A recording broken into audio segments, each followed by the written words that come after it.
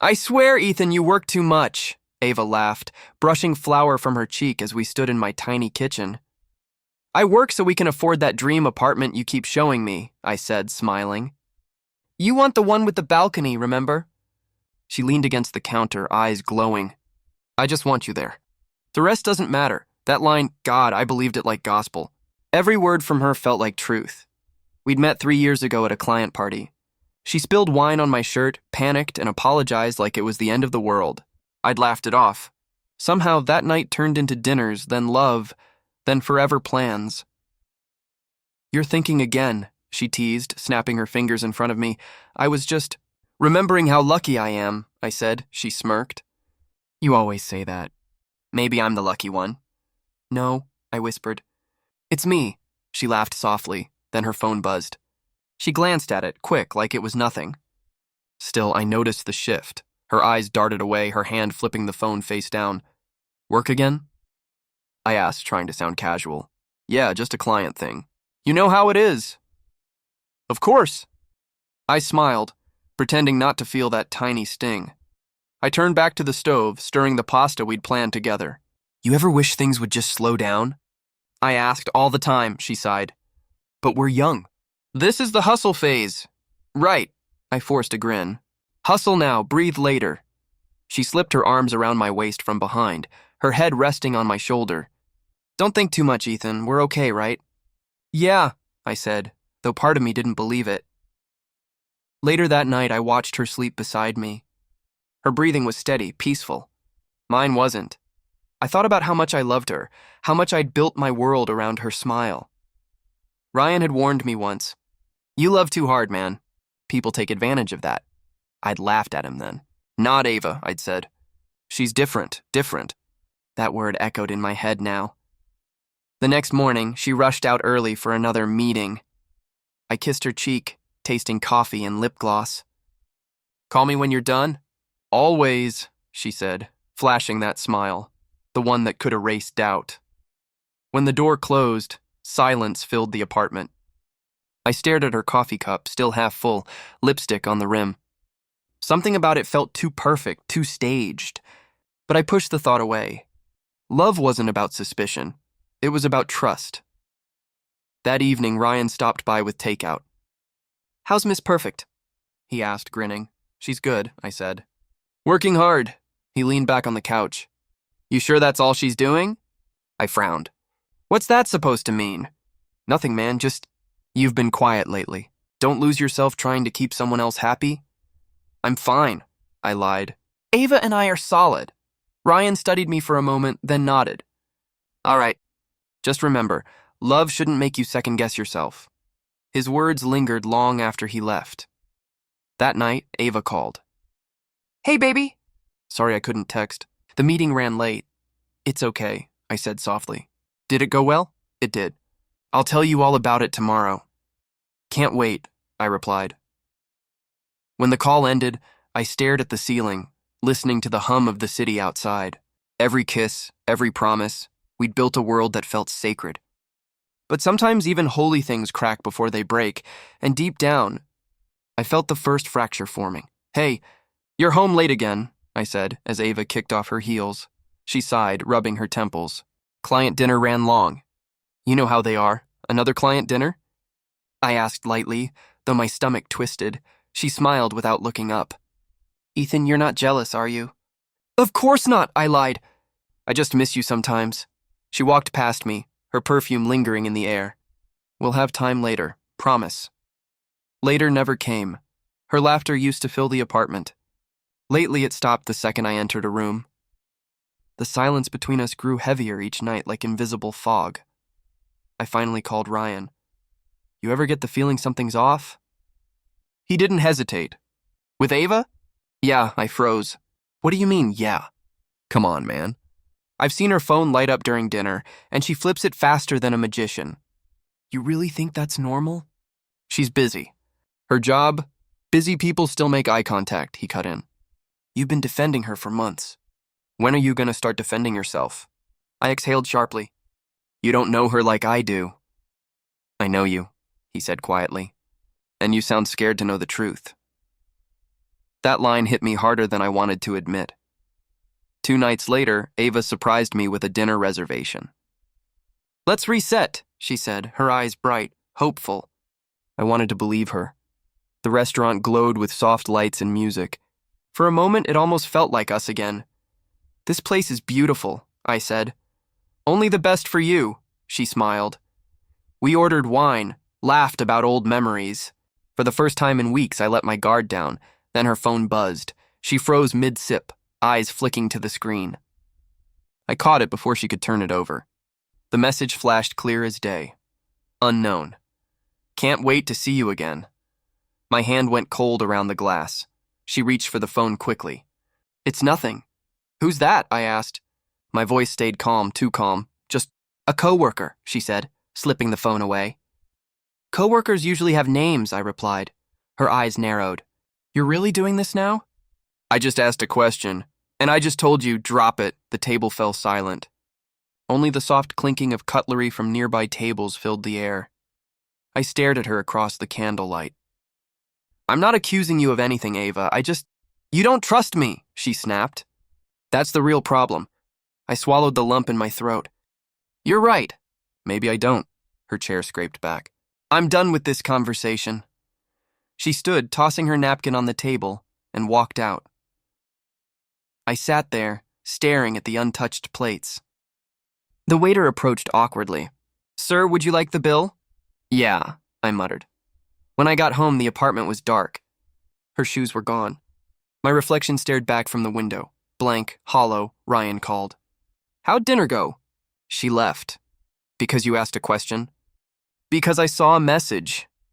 "Ethan," he sighed, "you can't keep pretending this is normal." "I just need to figure it out myself," I said. "You already know." "You're just hoping you're wrong." His words echoed long after I hung up. That night, I lay awake beside the cold half of the bed, wondering how something once sacred could feel so uncertain.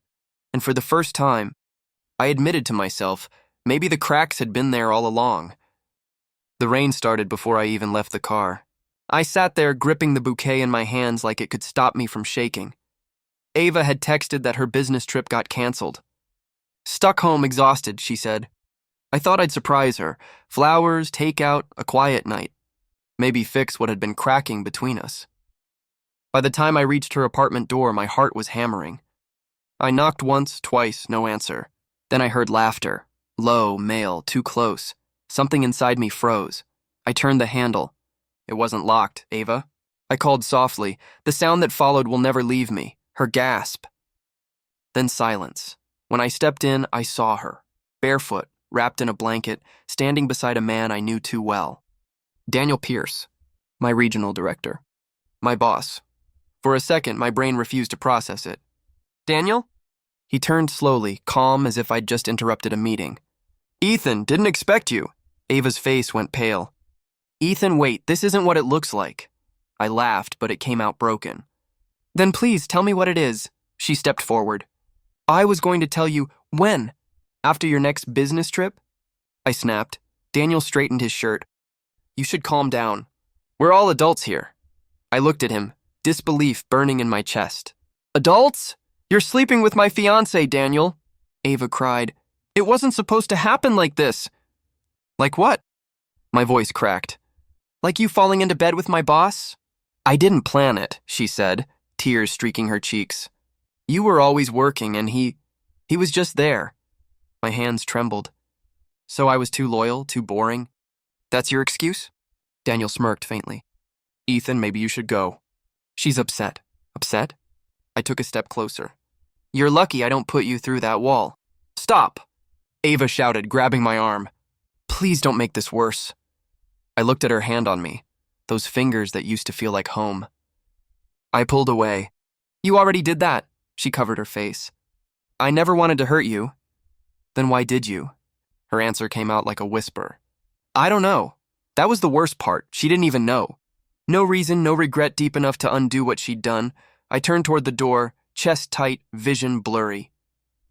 "Ethan," she said, voice breaking. "Please don't leave like this." I stopped. "How else do I leave, Ava? You want me to pretend I didn't just watch my world collapse?" Daniel's voice cut through the air, smooth and sharp. You'll thank me one day. She deserves someone who challenges her. I spun back, rage boiling over.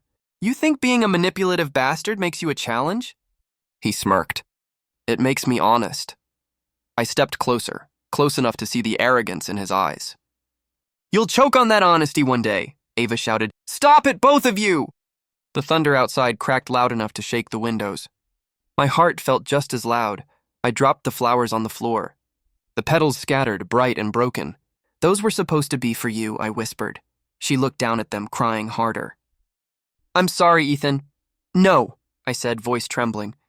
You're sorry you got caught. I walked to the door. Please, she sobbed. Don't walk away. We can fix this, fix it. I turned back, the weight of every lie pressing down. Every kiss, every promise, you made me believe love was holy. And now it's just dirty, Daniel scoffed. You're being dramatic. Maybe, I said, but at least I still have a heart to break. Then I opened the door and stepped into the storm. Rain drenched me instantly, but it felt cleaner than anything inside that room. My phone buzzed, her name on the screen. I didn't answer. I watched the rain blur the city lights, and for the first time, I understood what it meant to lose everything without dying. I stood there for a long time, flowers dissolving in the gutter, the taste of betrayal heavy on my tongue. When I finally whispered her name, it sounded like a goodbye, days blurred into nights. I stopped counting. The walls of my apartment felt smaller every day, my phone lighting up every hour with her name, Ava. I never answered. Then one morning, I did. The message was short. I need to see you. It's important. I'm pregnant. I stared at the screen until the letters lost shape. Pregnant. The word hit harder than the night I found her with Daniel. I called Ryan immediately. She's what? He said, half asleep. Pregnant. My voice cracked. She says it's mine. There was silence on the line, then a low, cautious tone. Ethan, are you sure it is? I laughed bitterly. How could I be? She was with him. Then you need a paternity test. I can't, I said. I can't look at her, Ryan. I can't even hear her voice without seeing them. He sighed. You can't hide forever. If it's not yours, you need to know. And if it is, then what? I cut in. I raise the proof of her betrayal? I feed it, love it, pretend it doesn't have his eyes? Don't talk like that, Ryan said quietly. It's not the baby's fault. I know, I whispered. But it's not mine either. The line went silent again, and for a moment I could hear my own heartbeat louder than his breathing. Meet her, he finally said. End this properly. I didn't answer. I hung up instead. Hours passed. I couldn't work, couldn't eat. The idea of her carrying his child made me physically sick. I tried to sleep, but her voice echoed in my head. It's yours, I promise. A lie? A prayer? I didn't know anymore. When I finally picked up her call, my voice came out rough. What do you want, Ava? Her breath hitched. To talk. Please, Ethan, I need you. You needed me before you found Daniel. I made a mistake. You made a choice, I said flatly. There was crying on the other end. I don't want to do this alone. You already are, I said. You just didn't realize it yet, she sniffed. It's your baby. How do you know? Because I haven't been with him since that night, she said, voice trembling. That's convenient, I muttered. I'll take a test, she said quickly. I'll prove it to you. Just meet me, please. I don't know if I can, I said. Every time I think about you, I see him. Ethan, please, she begged. We can fix this. No, I whispered. You can't fix something you burned down. Her sobs filled the line, sharp and broken. I hung up again. That night, I sat on the floor beside my bed, staring at the ceiling. I remembered her laughter, the warmth of her hands, the way she used to look at me like I was her world. How did that turn into this? My phone buzzed again. Ryan, still thinking? He asked. I can't stop, he sighed. You're torturing yourself. Just meet her. Get the truth. What if the truth kills me? Then at least you'll stop dying every day like this, he said. I let out a broken laugh. You always know how to make suffering sound logical. I'm serious, man. Closure isn't about her. It's about you. His words sank in slowly, like medicine that burned going down. The next morning, I stood in front of the mirror. My eyes were hollow, my jaw tight. I barely recognized myself. I texted her one line. Tomorrow. PM, the cafe on 9th. Her reply came seconds later. Thank you. I swear I'll make you understand. Understand? There was nothing left to understand. Only proof. Cold, cruel proof. That night I dreamt of a crib. White walls, a baby crying while I stood in the doorway unable to move. Ava whispered, "It's yours." And Daniel smiled behind her. I woke up drenched in sweat, heart pounding. Maybe Ryan was right. Maybe I needed to face it, even if it shattered me again. Because somewhere between anger and exhaustion, I realized the truth didn't care about my feelings, and I couldn't run from it forever. Tomorrow I'd face her.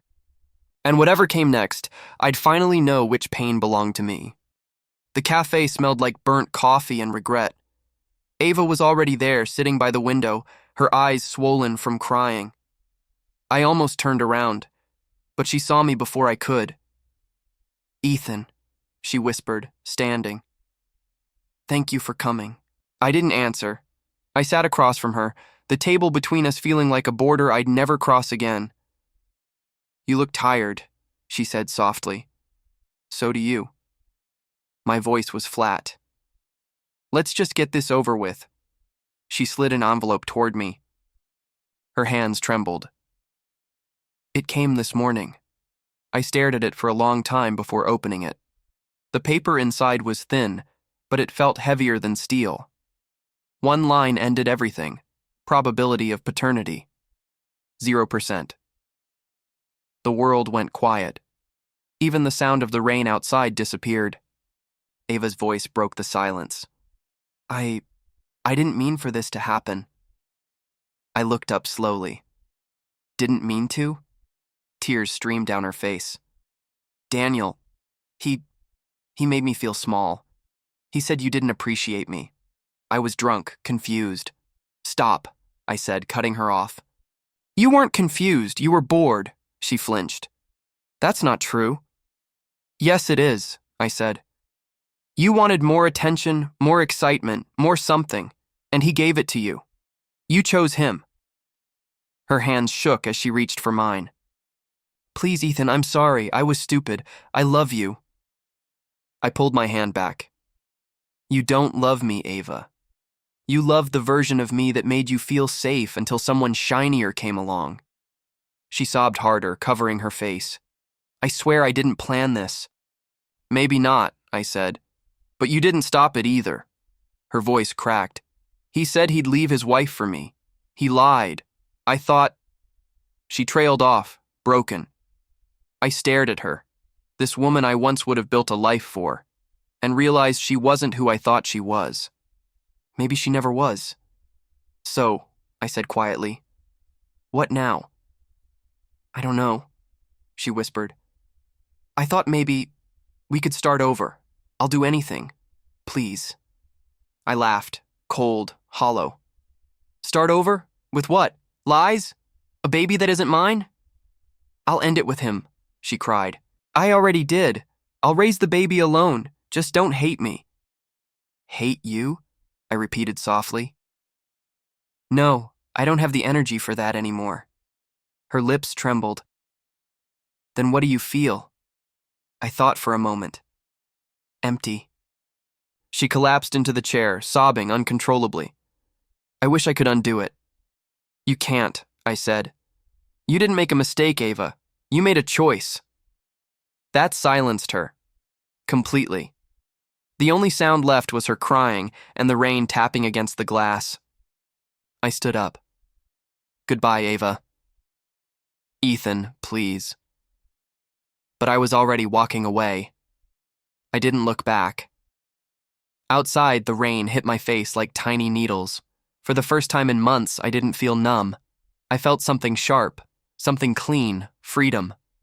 When I got home, I opened the drawer where I'd hidden everything: photos, letters, the engagement ring, memories wrapped in lies. I spread them on the counter. Her smile stared back at me from a dozen pictures. All the promises, all the love, it was all there, frozen in moments that meant nothing now. I struck a match. The flame caught fast. The photos curled and blackened, her face twisting into smoke. For a second, I almost felt sad. Then I realized it wasn't her I was mourning. It was me. The man who believed love could save anyone. That man was gone now. And as the ashes turned to gray dust, I whispered, "Rest in peace." Another late night, Cole? Ryan leaned against the doorway of my office, smirking. I looked up from the sketches spread across my desk. Deadlines don't wait. Neither does burnout, he said, stepping closer. You've been living here lately. I like the silence, I muttered. No memories in these walls. Ryan sighed. It's been 6 months, man. You've got to start living again. I am, I said, flipping another page. Work is life. He folded his arms. That's not life, Ethan, that's hiding. I didn't respond. He wasn't wrong, but admitting it would make it real. Ryan changed the subject. We hired someone new, Lena Hart. You'll like her. She's got your level of obsession with detail. Great, I said dryly. Another perfectionist. Maybe she'll understand why I hate small talk. He chuckled. Try not to scare her off. The next morning, Lena walked into my office with a sketchbook in her hand. You're Ethan Cole, right? That's what the door says, I replied. She smiled faintly. Ryan said you're the guy to impress. I wouldn't go that far, I said. Let me see what you've got. She handed me her designs. Clean lines, balanced proportions, no unnecessary flair. You've got an eye, I admitted. Thanks, I just build things I wish existed, she said. That line stayed with me. Build things I wish existed. I used to think like that, before everything fell apart. For the next few weeks, we worked late together. She didn't pry, didn't ask about the past. Just worked, quietly humming under her breath while I sketched. The silence felt different around her, less heavy. One night, she looked up from her desk. Can I ask you something? Depends, I said. Do you ever stop? Working? Running, she said softly. I froze. I don't run. She tilted her head. Sure about that? I leaned back in my chair, exhaling. Some things are better left buried. She nodded slowly. Maybe. But if you bury everything, nothing new can grow. Her words hit deeper than I wanted to admit. That night, after she left, I opened my old journal. I hadn't touched it in months. The first page still carried her name, Ava. I crossed it out. Instead, I wrote, I'm learning to breathe again. The words felt strange, but right. Days turned into weeks. My apartment no longer smelled of burnt memories. I replaced old photos with new sketches, filled the silence with music instead of regret. One evening, Lena noticed the photo frame on my desk, empty but clean. Someone used to be there? Yeah, I said quietly. Used to? She didn't push. You ever think of filling it again? Maybe, I said. But not today. She smiled. That's fair. Her calmness disarmed me. With Ava, love had been loud. Arguments, passion, chaos. With Lena, it was quiet, steady, patient. A week later, she caught me staring at the skyline through the office window. Penny for your thoughts? Just wondering how something broken can still stand, I said. She followed my gaze. Because someone keeps rebuilding it. I turned to her, meeting her eyes. You sound like someone who's done that before, she smiled faintly. Haven't we all? That night, I realized something. I wasn't in love with her, not yet. But I didn't flinch at the idea of it anymore. Before leaving, she said, See you tomorrow, Ethan. Yeah, I replied. Tomorrow.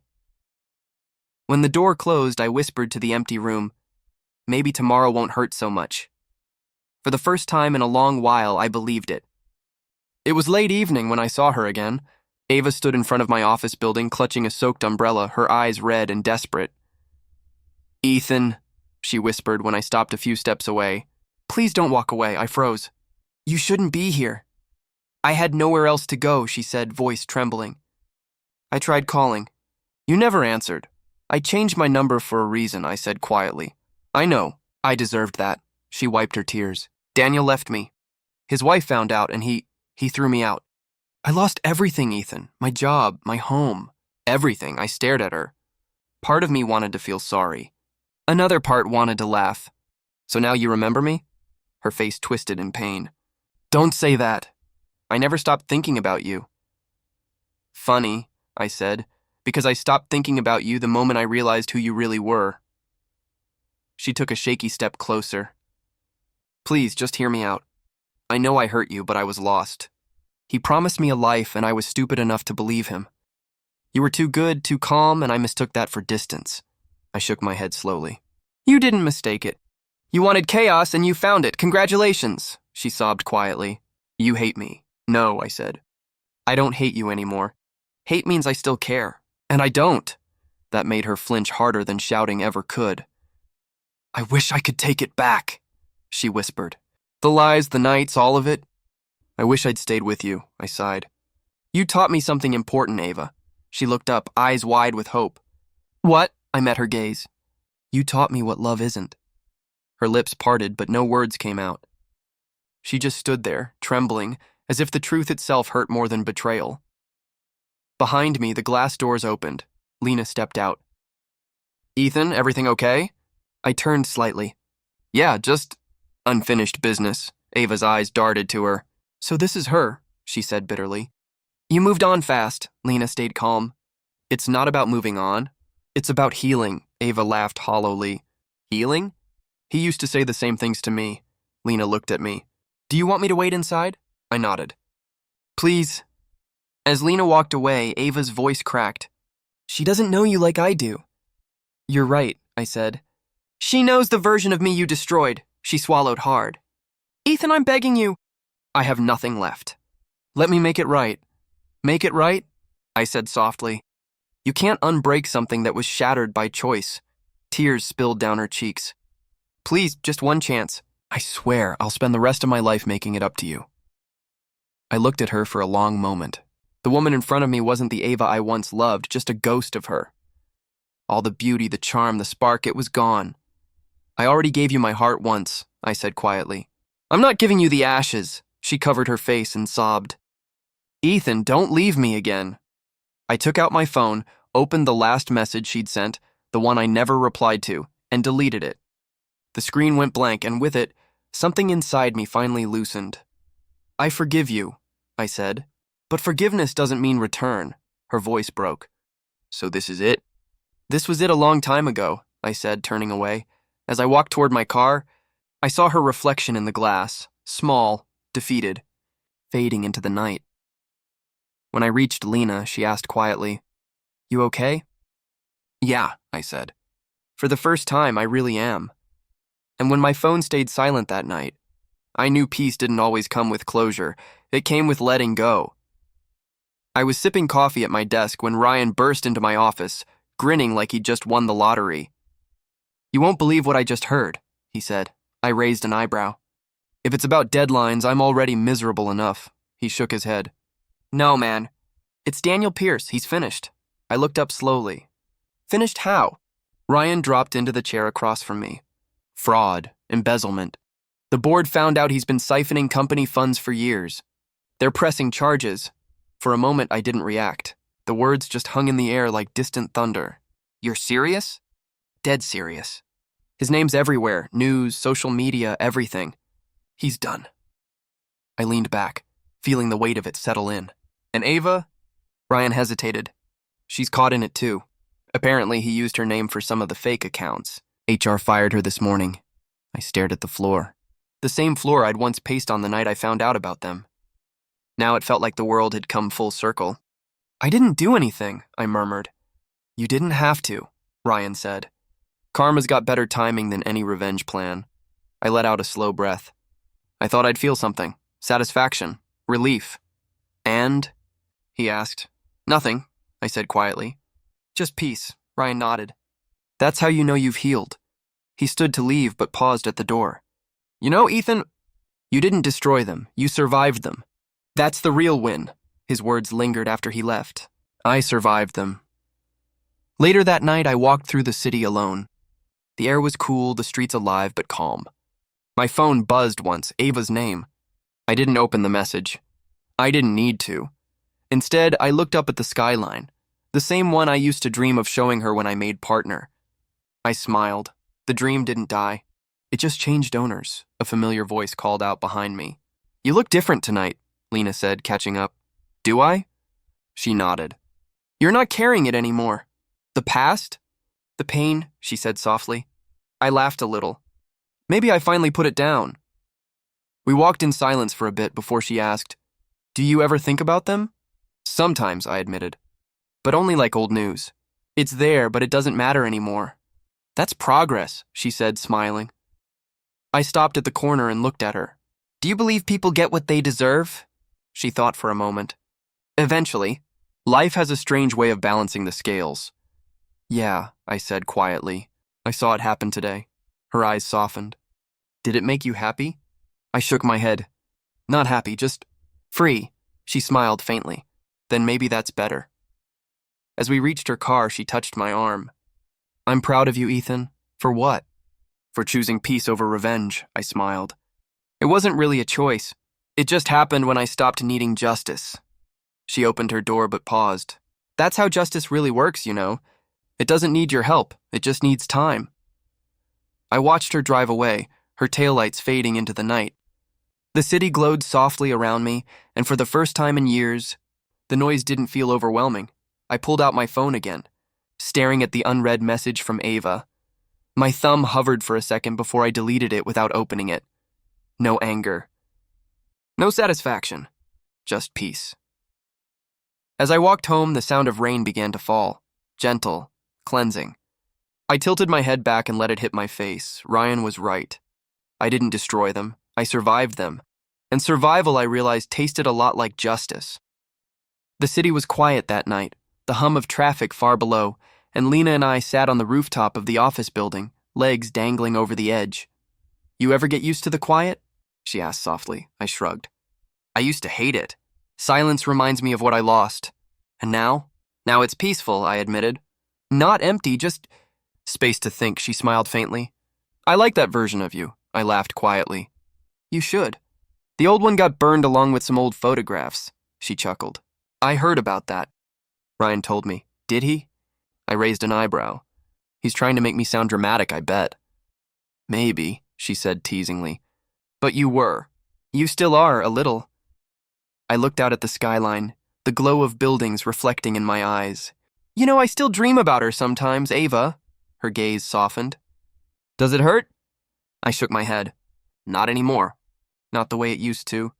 The dreams are just memories now, not chains, she nodded. That's good. That's healing, I turned to her. It's strange. I thought forgiving her would mean forgiving her, but really it's forgiving myself. For believing, for trusting, for giving my heart too freely. And do you feel forgiven? For myself? Yeah, I smiled faintly. It's liberating, actually.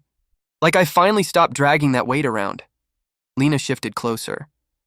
You deserve that, Ethan. You've carried enough. I know, I said quietly. And now, I want to build something different. Not just in work, but in life, she tilted her head. Like what? Like trust again, I admitted. Not blind trust, but careful, meaningful trust. The kind that doesn't burn me but still matters. She reached out, her fingers brushing mine. Then I'll trust you with mine. I smiled, heart lighter than it had been in years. I'd like that. But you should know I'm not jumping back into anything fast. Good, she said softly. Neither am I. That's why we work. I laughed, the sound mixing with the wind. I never thought I'd be here again, talking about feelings without wanting to punch someone. That's progress, she said, nudging me playfully. We sat in silence for a while, watching the city lights flicker. Her presence was comforting, steady, like a lighthouse after the storm. Do you ever regret it? She asked quietly. Everything that happened with Ava? I thought for a long moment. No, regret would mean I'd still be stuck in the pain. And I'm not. I learned, I grew, I survived. She smiled, her hand finding mine again. And that's why you're not afraid anymore. I guess not, I said. I still remember the heartbreak, the betrayal, but it doesn't control me anymore. That part of me is gone. I like that man, Lena said softly. I looked at her, feeling a warmth I hadn't felt in years. I like him too. He's strong, careful, and hopeful. She leaned her head on my shoulder. Hopeful's good. Keep him around. I will, I whispered. I will. The wind blew across the rooftop, cool and cleansing. I closed my eyes for a moment, letting it wash over me. Ethan? Yeah? Are you really ready to let go? I opened my eyes, meeting hers. I already have. For myself. That's what matters. She smiled, and I felt it in my chest, warm and real. Not excitement. Not longing, just peace. And in that quiet, under the city lights, I realized I was finally free. I whispered into the night, mostly to myself, I forgive you. Me. The salty air hit me the moment we stepped onto the pier. The ocean stretched endlessly, waves crashing against the rocks like reminders of a past I couldn't change. This place hasn't changed a bit, I said, breathing deeply. Lena looked at me, her hand brushing against mine. I can see why you wanted to propose here. I smiled faintly. It was supposed to be magical. Candles, music, her favorite flowers. She squeezed my hand. And now?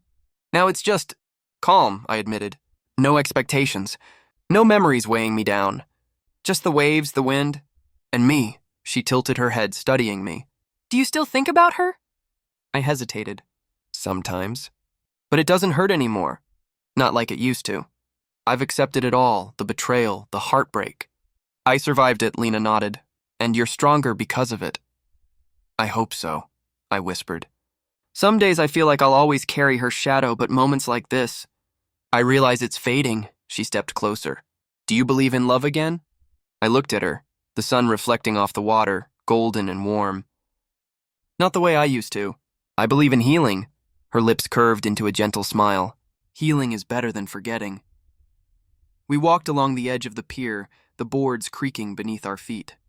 I could feel her presence beside me, steady, patient, and kind, the opposite of Ava, and yet exactly what I needed.